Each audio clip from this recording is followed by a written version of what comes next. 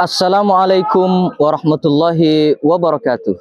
Perkenalkan, nama saya Abdus Salam, salah satu mahasiswa PPG dalam jabatan PIJ 1 tahun 2025 pada LPTK IAIN Madura Pamekasan, sekaligus guru SMA Al-Miftah 1 Pondok Pesantren Miftahul Ulum Penyepen Palengan Pamekasan, dengan nomor peserta 352833000420, bidang studi pendidikan agama Islam. Pada hari ini tanggal 12 Mei tahun 2025, saya akan melaksanakan praktek pembelajaran real di kelas 1 SMA Al-Miftah dengan materi mengenal lebih dekat arti pernikahan dalam Islam. Materi ini merupakan materi kelas 1 semester 2 dan saya menggunakan pendekatan PJBL Project Based Learning. Kira-kira seperti apa videonya? Yuk kita simak bersama-sama. Wassalamualaikum warahmatullahi wabarakatuh. Kiaman.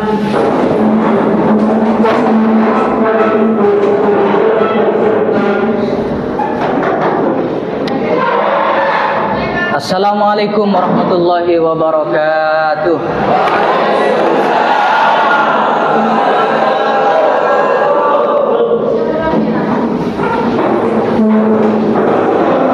Adik-adik sekalian, bagaimana kabarnya pagi ini?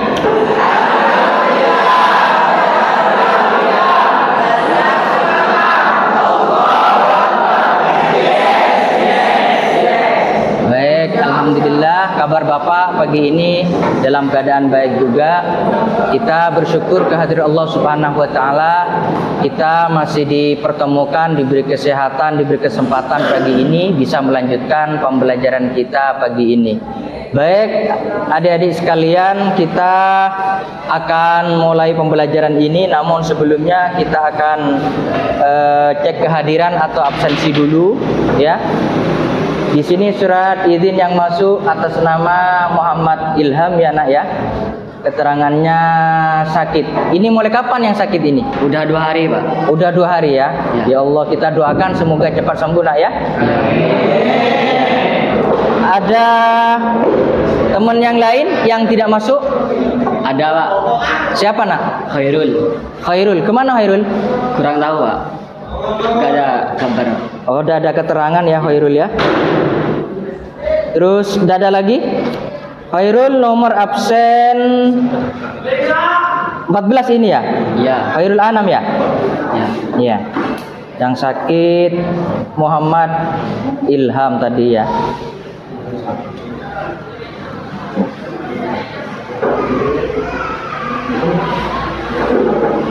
Baik, anak-anakku sekalian, pagi ini kita akan masuk kepada materi tentang bagaimana kita ini mengenal lebih dekat arti pernikahan dalam Islam. Kita ketahui bahwa pernikahan ini sudah lazim dan memang terbiasa dilakukan oleh seseorang, bahkan dilakukan oleh para nabi sejak Nabi Adam dan Siti Hawa. Baik, adik-adik sekalian, apakah di antara kalian ada yang tahu apa pernikahan itu, arti pernikahan itu? Ada yang tahu?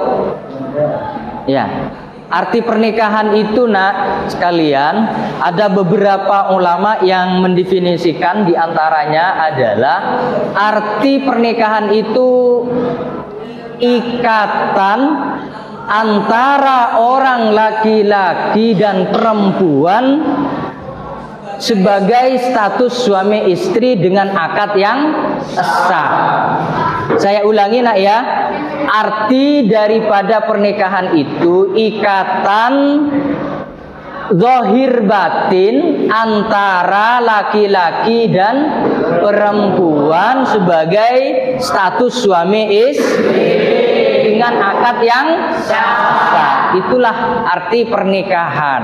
Maka ketika ada seseorang tidak melaksanakan akad dengan sah tapi ada ikatan, itu bukan dinamakan pernikahan. Nah, adik-adik sekalian, pernikahan ini dianjurkan oleh Islam, bahkan disunnahkan oleh baginda Rasul. Kenapa pernikahan itu kok dianjurkan? Karena pernikahan ini merupakan salah satu kegiatan atau perilaku yang dapat menimbulkan ibadah kepada Allah, atau salah satu pekerjaan yang bernama termasuk ibadah kepada Allah. Dalam Al-Qur'an juga dijelaskan apa? Wa min ayatihi an khalaqalakum azwajan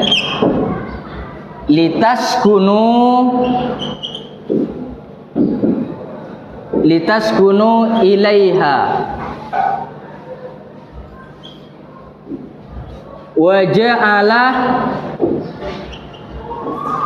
bainakum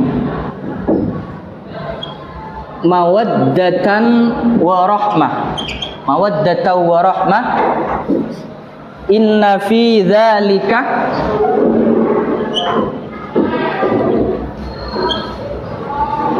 la ayatil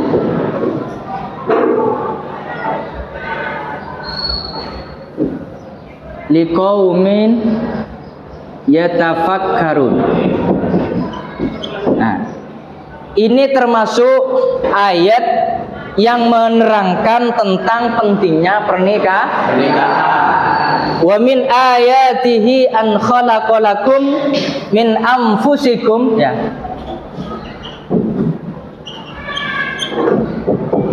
Azwajan litaskunu ilaiha wa ja'ala bainakum mawaddatan wa rahmah inna fi dzalika laayatin liqaumin yatafakkarun.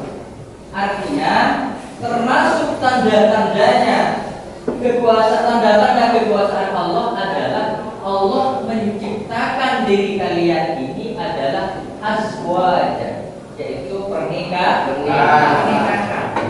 Apa tujuan diperintahkan pernikahan itu? Litaskunu ilaiha, agar tercipta ketenangan, kebahagiaan, bahkan bisa terbangun adalah mawaddah wa rahmah, rasa kasih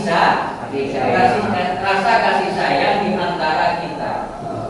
Ini termasuk tanda bahwa seseorang itu diperintahkan untuk melakukan pernikahan. Nah, sekarang adik-adik sekalian, pernikahan itu merupakan salah satu ikatan suci, ya, merupakan salah satu ikatan suci zahir dan batin antara suami dan istri. Dalam arti, dengan dilaksanakan pernikahan ini harus terbangun saling mengerti antara suami dan istri. Karena apa? Di antara suami dan istri mempunyai kewajiban masing-masing. Yang suami punya kewajiban untuk istrinya, yang istri mempunyai kewajiban kepada suaminya. Seperti apa kewajiban yang dimiliki oleh seorang suami? Yaitu menafkahi secara batin, menafkahi secara zahir, menafkahi secara zahir, yaitu memberikan makan, memberikan pakaian, ya kalau mampu membuatkan rumah dan sebagainya. Nah, nafkah batin, ya kita harus mengabulkan hajatnya seorang istri, yaitu hubungan secara biologis, dalam arti yaitu memberikan seksual secara Islam, artinya memenuhi kebutuhan seorang istrinya, yaitu kebutuhan batin. Kebutuhan batin kata tadi yaitu kebutuhan seksual. Nah, ketika suami memberikan nafkah secara batin seperti itu karena sudah diikat dengan akad nikah atau dikenal dengan pernikahan yang sah, maka pemberian atau memenuhi seksual seperti itu merupakan ibadah. Adik-adik tahu enggak keutamaan ibadah seseorang, sholat, sedekah dan sebagainya ketika sudah punya suami istri? Ya, keutamaannya dilipat gandakan menjadi 70 pahala. Ini pentingnya. Di samping kita bahagia mendapatkan kenikmatan, memenuhi kebutuhan biologis kita antara suami dan istri, juga oleh Allah dilipat gandakan pahala. Bahkan sebagian ulama mengatakan bahwa berhubungan di malam Jumat itu sama halnya fadilahnya sama dengan membunuh orang kafir. Pernah mendengar enggak adik-adik sekalian? Iya, begitu utamanya pernikahan itu. Hanya diikat dengan akad yang sah, maka semuanya akan menjadi suci, menjadi mahram yang asalnya antara suami dan antara laki-laki dan perempuan haram bergaul, haram melakukan sesuatu. Maka ketika ada akad dilakukan pernikahan, maka menjadi halal, bahkan menjadi ibadah. Maka tujuan daripada pernikahan seperti tadi itu adalah untuk melanggengkan kebahagiaan dan saling mengerti antara suami istri sampai seterusnya, bahkan sampai mati. Bahkan dunia akhirat kita ini niat untuk melanggengkan kebahagiaan itu. Adik-adik sekalian, ikatan suami istri ini bukan hanya sekedar di dunia. Nanti di akhirat juga kita bisa berkumpul sebagai suami istri kalau kita masuk surganya Allah Subhanahu wa Ta'ala. Maka ketika kita nanti sudah waktunya mau menikah, maka niatnya menikah untuk dunia dan akhirat. Paham adik-adik sekalian? Nah, sekarang kita masuk kepada hukum daripada nikah. Hukum nikah ini memang hukum utamanya adalah sunnah. Ngerti? Hukum nikah adalah sunnah. Dalam hadis dikatakan oleh baginda Rasul, ya ma'syarus sabab man istata'a minkumul ba'ata fal yatazawwaj. Wahai para kalian pemuda, ketika kita sudah mampu untuk melakukan pernikahan, mampu di bidang apa adik-adik sekalian? Mampu di bidang kesehatan. Harus sehat mau menikah. Jangan-jangan nanti kalau ketika mau menikah, loyo tidak bisa memenuhi kebutuhan biologisnya seperti tadi. Nah, kasihan istrinya kan? Ya. Maka harus sehat, badannya sehat, sehingga bisa memenuhi nafkah secara batin. Yang kedua, mampu secara nafkah zahir, memberikan makan seperti tadi, memberikan pakaian dan sebagainya, rumah yang lebih bisa memberikan fasilitas-fasilitas yang lebih sempurna. Ngerti? Itu yang dimaksud mampu. Falitazawwaj. Kenapa kok kalau kita dianjurkan untuk bernikah? Karena nikah itu bisa membentengi diri kita dari hal-hal yang buruk, dari hal-hal yang negatif, dalam artian perzinahan. Karena lanjutan hadis tersebut apa? Bahwa pernikahan itu Allah beri bosor, dapat membentengi dari Nah, dalam artian bukan pas berarti kita buta, tidak.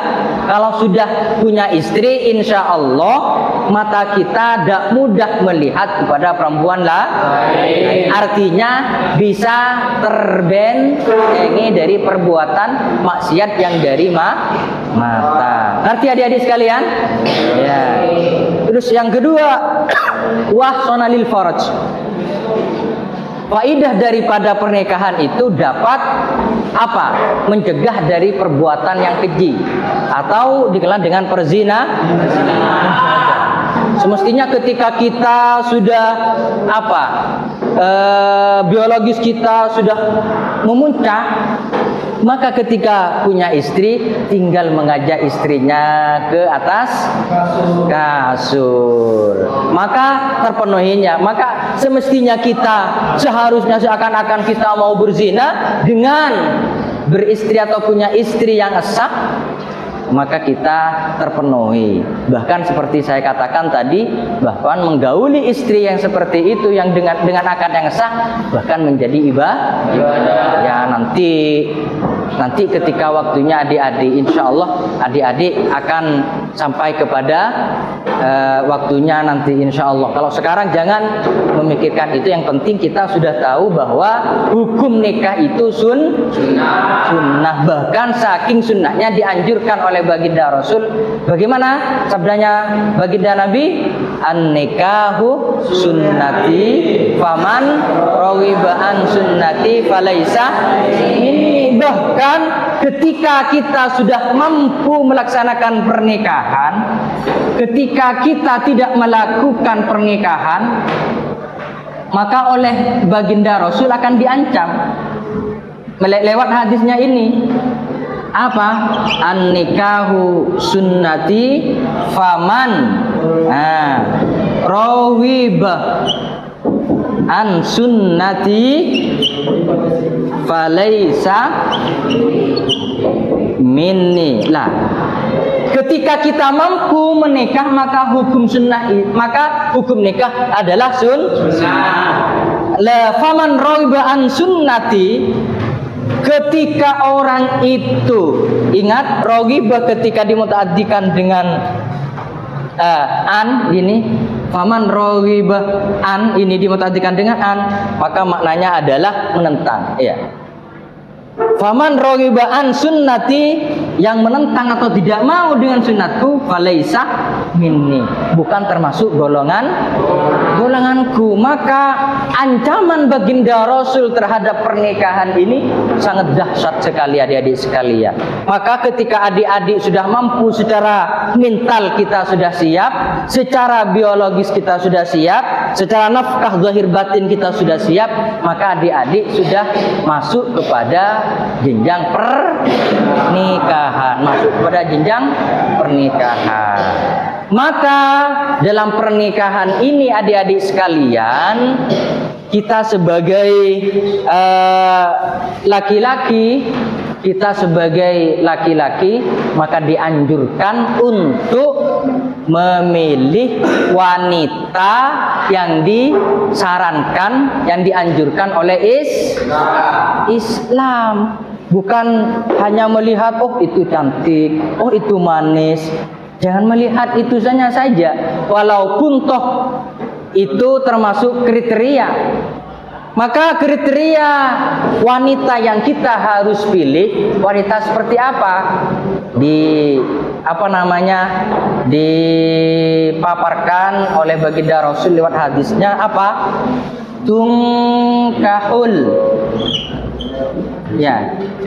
Tungkahul mar'atu li arba'in. Ya. Ini wanita yang bisa dinikahi oleh adik-adik sekalian, maka pilihannya, kriterianya ada empat. Apa kriteria yang pertama? Lijamaliha. Apa artinya jamaliha? Dengan kecantikan. Iya. Pilihlah wanita yang cantik dulu. Iya. Kalau memang wanita itu sudah dianggap cantik oleh kalian, sesuai dengan selera kalian, maka cobalah kita masuk pada langkah berikutnya. Soalnya wanita cantik ini, istilah cantik adik-adik sekalian relatif kan? Iya, bukan kadang-kadang menurut kita cantik tapi menurut yang lain jelek. Maka kriteria cantik ini sesuai dengan selera kalian. Li jamaliha. Yang nomor 3, kriteria yang nomor 2 apa? Maaf, nomor 2 apa? Limaliha. Iya, bagus. Ada yang tahu tadi limaliha. Kekayaan atau melihat hartanya. Dalam artian, ayo kalau kita menemukan wanita yang punya harta lebih, ya seperti itu termasuk kriteria wanita yang pilihan kita sebagai sandingan dalam hidup berumah tangga. Yang nomor 3 apa? Waliha sabiha. Ya. Apa artinya? Yaitu Iya. Maka pilihlah wanita yang keturunannya baik. Jangan pilih wanita yang keturunannya orang-orang yang tidak baik. Iya. Pilih keturunannya ustadz, keturunannya orang-orang yang dermawan, keturunan orang-orang yang baik, yang ahli ibadah. Maka insya Allah anaknya itu, wanita itu termasuk ahli ibadah. Maka harus selektif betul mencari calon istri. Nah, kriteria yang keempat adalah walidiniha, keagamaan. Ya. Kalau kita mau memilih wanita, maka pilihlah yang ahli agama. Nah, ketika kita memilih wanita yang ahli agama, maka insya Allah yang nomor 1, 2, 3 sebelumnya akan ikut. Karena apa? Karena dengan ahli agama, wanita yang ahli agama nantinya akan menghias diri dengan keagamaannya menjadi cantik. Dengan ahli agama akan berkarya, akan menjadi kaya.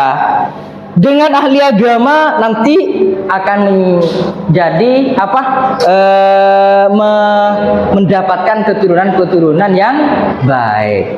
Maka ketika kita mau mencari calon istri, maka carilah yang paling terakhir, yaitu ahli agama. Ketika kita memilih ahli agama, maka insya Allah kita akan bahagia dalam hidupnya. Ya, paham adik-adik sekalian? Ya, sudah. Selama ini dipahami betul? Paham nak? Ada yang mau ditanyakan? Silakan. Ya, silakan. Apa yang dimaksud dari pernikahan itu? Yang dimaksud dengan pernikahan baik. Apa maksud dan tujuan daripada pernikahan? Nah, maksud dan tujuan dari pernikahan ini adalah apa yang saya sampaikan barusan, adalah untuk membangun dan melanggengkan kebahagiaan antara suami dan istri. Karena seseorang itu seseorang ketika tidak melaksanakan pernikahan, pasti orang itu akan gelisah. Dan bahkan oleh baginda Rasul, separuh agamanya akan dikhawatirkan. Ya, maka dalam hadis Nabi menikahlah kalian, karena dengan menikah dapat membentengi dan menambah keimanan. Maka carilah separuh dari agama yang lain. dalam artian ketika kita melakukan pernikahan, maka insya Allah iman kita akan lebih terjaga dan akan lebih terjamin. Bahkan insya Allah kita akan mendapatkan mendapatkan suatu keharmonisan dalam rumah tangga. Ya tujuannya ya juga di sisi lain adalah untuk untuk meneruskan generasi, untuk mendapatkan keturunan yang soleh dan solehah.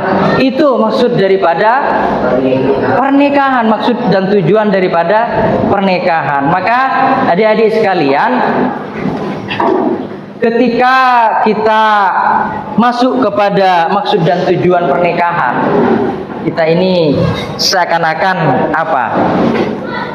dikontaminasi dengan istilah bahwa pernikahan ini suatu istilah yang mewajibkan kita dalam melaksanakan tugas kehidupan yang harmonis. Maka ketika kita melakukan pernikahan, maka kadang-kadang kita bisa melaksanakan tugas-tugas sebagaimana yang disyariatkan oleh baginda Rasulullah Shallallahu Alaihi Wasallam. Baik, adik-adik sekalian, ada pertanyaan lain? Iya, silakan. Apa akibat apabila tidak memenuhi syarat yang tadi? Gimana, Dik? Apa akibat apabila tidak memenuhi syarat? Oh iya. Baik. Ini dampak negatif, ya. Dampak negatif ketika atau akibat ketika kita mau memilih calon istri tidak sesuai dengan kriteria yang 4 ini, artinya sembarangan memilih calon istri, bahkan yang terakhir walidiniha tidak berahli agama, maka nanti ketika melaksanakan atau menjalankan hidup berumah tangga, maka tidak akan stabil, tidak akan menemukan hakikat cinta yang sejati. Karena apa? Karena ketika berumah tangga tidak saling mengerti, bahkan saling iri dan sebagainya, bahkan kadang-kadang saling selingkuh, naudzubillah, maka kita akan menemukan sesuatu yang janggal. Artinya keharmonisan dalam rumah tangga tidak akan kita dapat. Maka akan menjalani hidup berumah tangga, misalkan tidak memilih yang cantik, ya tentunya memenuhi hasrat kita, nafsu kita kurang gairah, kurang semangat. Maka adik-adik sekalian, timbulnya cinta itu, paham ya? Timbulnya cinta itu kadang-kadang ada nilai lebihnya. Kalau tidak ada nilai lebihnya, pasti tidak ada timbul yang namanya cinta. Misalkan saya cinta kepada Aini misalkan. Kenapa cinta Aini? Karena ijamaliha, karena kecantikannya. Ketika melihat Aini dengan raut wajah yang dianggap sempurna, manis luar biasa, maka muncul yang namanya cinta. Kadang-kadang adik-adik sekalian, tidak cantik, sederhana, penampilannya sederhana, tetapi dia punya harta yang lebih. Dalam arti anaknya orang kaya, maka berarti tidak apa-apalah walaupun tidak cantik, karena memang yang dilihat kelebihannya adalah kekayaannya. Maka sesuatu nilai yang lebih itu pasti akan menimbulkan rasa cinta dan kasih sayang. Maka adik-adik sekalian, kita kembali kepada materi awal bahwa dalam pernikahan ini harus ada akad yang sah yang sesuai dengan syariat. Maka dalam akad yang sah kita ini dianjurkan dalam Islam sebagaimana ini, coba kita coba tonton video tentang yang berkaitan dengan apa? Yang berkaitan dengan akad nikah yang sah yang dilakukan oleh Islam.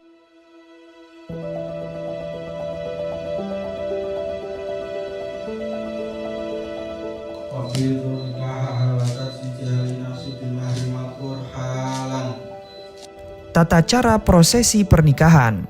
Assalamualaikum warahmatullahi wabarakatuh. Sahabat muslim hafidhakumullah, berikut ini tata cara prosesi pernikahan. Pertama, sebelum akad nikah dilaksanakan, bangku atau meja harus disiapkan dan diletakkan di tengah ruangan. Wali atau wakilnya akan duduk di sebelah barat meja, sementara calon pengantin pria duduk di sebelah timur meja berhadapan dengan wali atau wakilnya. 2 orang saksi akan duduk di sebelah utara meja, yaitu di sisi kiri wali. Qori, khotib, dan orang yang berdoa akan duduk di sekitar wali dan calon pengantin pria. Sementara itu, calon pengantin perempuan tidak akan ditempatkan di majelis akad terlebih dahulu, karena statusnya belum halal. Kedua, setelah semua persiapan selesai di tempat masing-masing, MC atau pemandu acara dapat memulai pembukaan acara akad nikah dengan mengikuti susunan acara yang telah ditentukan sebagaimana berikut. Pembukaan, pembacaan ayat suci Al-Quran, khutbah nikah, akad nikah, dan doa penutup. Setelah acara pembukaan dan pembacaan ayat suci Al-Quran, dilanjutkan dengan membaca khutbah nikah. Selesai pembacaan khutbah nikah, sebagian adat kebiasaan petugas atau pegawai catatan sipil atau penghulu bertanya kepada mempelai pria tentang statusnya, bentuk dan jumlah mas kawinnya, dan yang lain sebagainya. Setelah semua selesai, baru acara akad nikah bisa dimulai. Bagi wali nikah atau wakil dari wali yang mengakadkan, disunnahkan membaca Uzawwijuka ala ma amarallahu bihi azza wa jalla min imsakim bima'rufin aw tasrihin bi ihsan. Kemudian menyuruh mempelai pria membaca syahadat, asyhadu an la ilaha illallah wa asyhadu anna muhammadar rasulullah. Kemudian dilanjutkan prosesi ijab kabul. Setelah ijab kabul selesai, wali atau naib wali menanyakan kepada 2 orang saksi, apakah sah atau tidak pada akad tersebut. Setelah akad nikah dipastikan keabsahannya, kemudian salah seorang yang berada dalam majelis membaca berdoa sebagaimana berikut. Barakallahu laka wa baraka alaika wa jama'a bainakuma fi khair. Semoga Allah memberkahimu dalam suka dan duka, dan semoga Allah mengumpulkan kalian berdua di dalam kebaikan. Allahumma alif bainahuma kama allafta baina Adam wa Hawwa wa alif bainahuma kama allafta baina Sayyidina Ibrahim wa Sarata wa alif bainahuma kama allafta Sayyidina Yusuf wa Zulaikha wa alif bainahuma kama allafta baina Sayyidina Muhammadin sallallahu alaihi wasallam wa Sayyidatina Khadijatul Kubra wa alif bainahuma kama allafta baina Sayyidina Ali wa Sayyidatina Fatimah Az-Zahra. Ya Allah, rukunkan keduanya sebagaimana Engkau rukunkan Nabi Adam dan Hawa. Rukunkan keduanya sebagaimana Engkau rukunkan Nabi Ibrahim dan Sarah. Rukunkan keduanya sebagaimana Engkau rukunkan Nabi Yusuf dan Zulaikha. Rukunkan keduanya sebagaimana Engkau rukunkan baginda Nabi Muhammad SAW dan Khadijah Al-Kubra. Dan rukunkan keduanya sebagaimana Engkau rukunkan Ali dan Fatimah Az-Zahra. Allahumma ja'al hadzal aqda aqdam mubarakan ma'suman wa alqi bainahuma ulfatan wa qararan daiman wa la taj'al bainahuma firqatan wa firaran wa khisaman waqfihima mu'natad dunya wal akhirah. Ya Allah, jadikanlah akad ini sebagai ikatan yang diberkahi dan dilindungi. Tanamkan di antara keduanya kerukunan dan ketetapan yang langgeng. Jangan Engkau jadikan di antara keduanya perpecahan, perpisahan, dan permusuhan, dan cukupi keduanya bekal hidup di dunia dan akhirat. Sahabat muslim hafidhakumullah, demikianlah tadi tata cara prosesi pernikahan. Semoga Allah selalu meridhai kita dalam setiap ibadah. Amin. Wallahu a'lam. Wassalamualaikum warahmatullahi wabarakatuh. Baik, ya adik-adik sekalian, ya seperti itu proses akad nikah dalam pernikahan. Maka adik-adik sudah punya gambaran bahwa mau menjadi suami istri yang sah harus dijalani dengan akad nikah yang sah seperti video yang adik-adik tonton atau lihat barusan.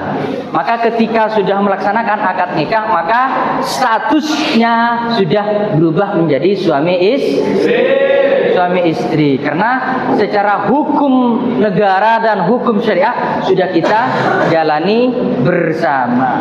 Maka kembali kepada barusan bahwa nikah ini hukumnya sunnah, ya sunnah. Maka walaupun sebagian ulama berbeda pendapat bahwa sebetulnya hukum nikah ini bervariatif tergantung daripada kebutuhan.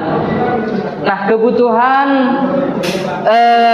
yang dimaksud adalah ketika kita sudah mampu seperti apa yang disampaikan barusan dari segalanya, maka hukum nikah adalah sunnah. Tetapi kadang-kadang hukum nikah ini menjadi wajib. Kapan?